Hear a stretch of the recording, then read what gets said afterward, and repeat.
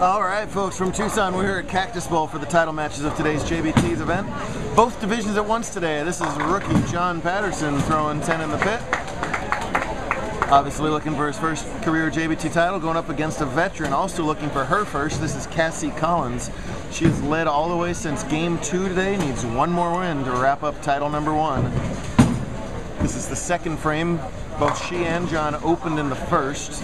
John, you saw, struck in his second, and Cassie's got a real makeable spare here in her second. The handicap difference in the match is 6.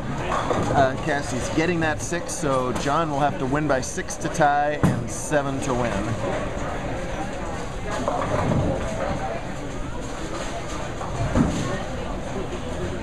Cross lane, pretty good form from Cassie. Nice follow through. Hang on. Just covers that 9-pin. In the scratch division, here he is again, big old Kyle King looking for title number 51. That's with a 5. Got a tough customer though to win it today, going up against Nick Lee, who's got a nice title collection of his own. Using the mulligan format in the scratch division today. Bowlers got 3 mulligans, or literally do-overs, to use anytime they wanted during the tournament today. If you made the cut, you got a 4th mulligan, and if you made the finals, you got a 5th mulligan. Kyle has used all his up. They used most of them up last game.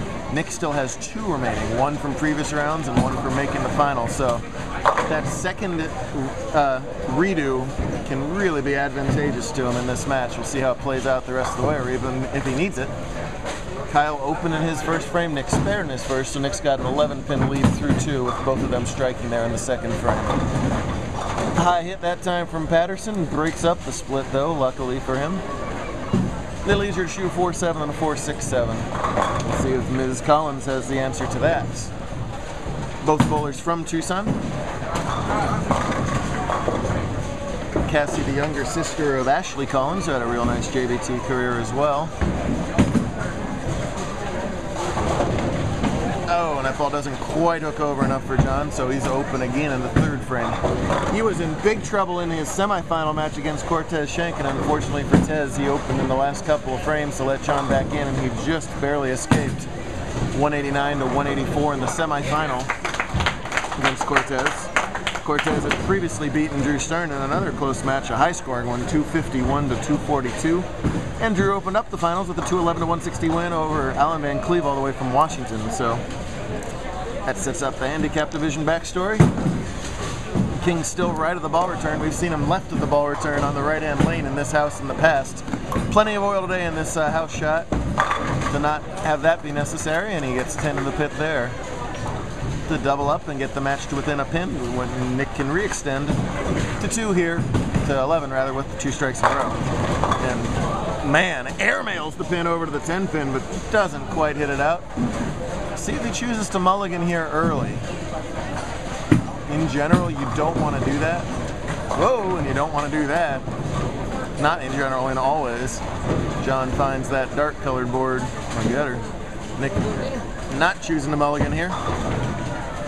Wow, and misses the spare, so both bowlers, Nick and Kyle, miss easy 9-pin spares early on. You could mulligan the spare if you want. Chooses not to. To me, using a mulligan early is like going for 2 points, the 2 points instead of kicking the extra point too early in a football game. Yeah, it's great if it works, but if it doesn't, really dug yourself an early hole with less way out of it. So I agree with Nick's decision. I don't agree with his missing the 10-pin though. Brooklyn shot for Collins leaves a 10-pin. Meanwhile, John had his 2nd open frame in a row and 3rd in 4 frames overall. So Patterson struggling early here in the title match, but plenty of time to make up for that.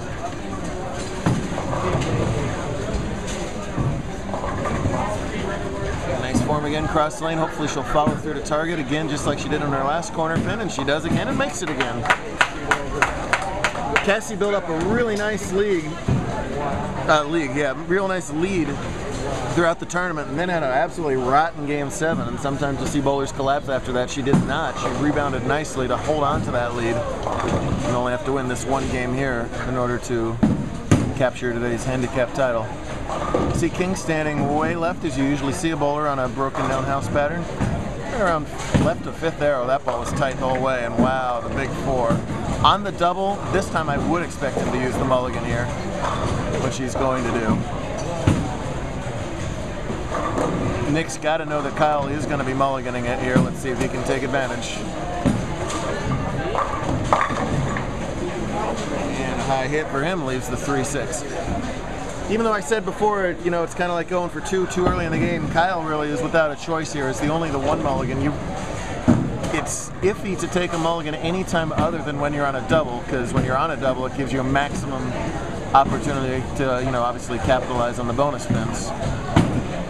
So I agree with Kyle's choice. And his messenger doesn't hit it, so does not get the maximum payoff for the use of the do-over. He's now out of mulligans, he's on his own, does lead by 10 in this match. Cassie, oh, never mind. Nick mulliganed? Nick did mulligan there? And so Nick did mulligan after leaving that 8 count, and I disagree with that mulligan. Even though he's got 2 of them, you can't maximize your score when you're working only on an open. The best he can do is add 10 pins to his game in this situation. And in this case, he's going to add 0 pins to his game, and he's confused in that lane as he gives it the what the heck's going on look there. The old walk back with the hands open. It's a little bit sloppy from both scratch division bowlers here early on. Who can get through the slop here with the least damage?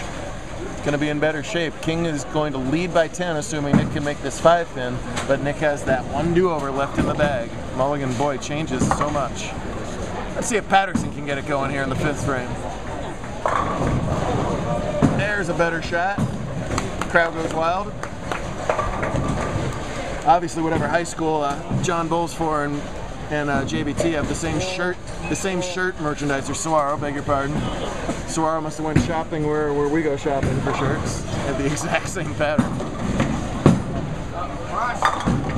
Cassie throwing a lot of Brooklyns right here. It can be a combination of the lanes drying out. It's often a little bit nerve-wracking bowling for a title match. You tend to tug your shots when you're in a nervous situation. Maybe A and B combo platter. But nonetheless, she isn't getting in a lot of trouble for what she's leaving either. She's got 65 through 4th. She'd already be leading by 17 with the spare here, and again, getting 6 more. So, comfortable lead here through 5. If she makes the 5, and look out. New sponsor of JBT, Amp Energy.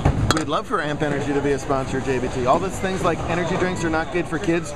We have no problem with the energy drinks. So Amp or Rockstar Zero Carb, my personal favorite, if you'd like to sign on up, it's bowljbt.com. Lee working on a spare in the 5th. That time gets 10 in the 5th. The fastest strike ball on tour. Nobody throws the ball faster on average than Nick. When that speed matches up to the lane conditions, he can be devastating. And there's a devastating shot from Kyle right there too to maintain that 10-10 lead. Kyle's sort of the opposite of that. Kyle, as he's grown up and learned more about the sport, has learned to back off more often than not. He can buzz the heck out of it if he wants to. It's generally just not necessary for him. He's got more tricks in his bag to do that. He's usually trying to be a little bit soft with it at the least and get the ball to project down the lane that way rather than speed. Different ways to attack it. Each can be successful, and that was a successful shot from Cassie. And there is a successful double from Patterson. And he's almost smiling. Tough to get a reaction out of this guy. That was about it for reaction today, right there. That was maximum reaction. He's pumped up with a smirk on his face. Both scratch bowlers working on strikes here. Kyle can temporarily at least extend to 20.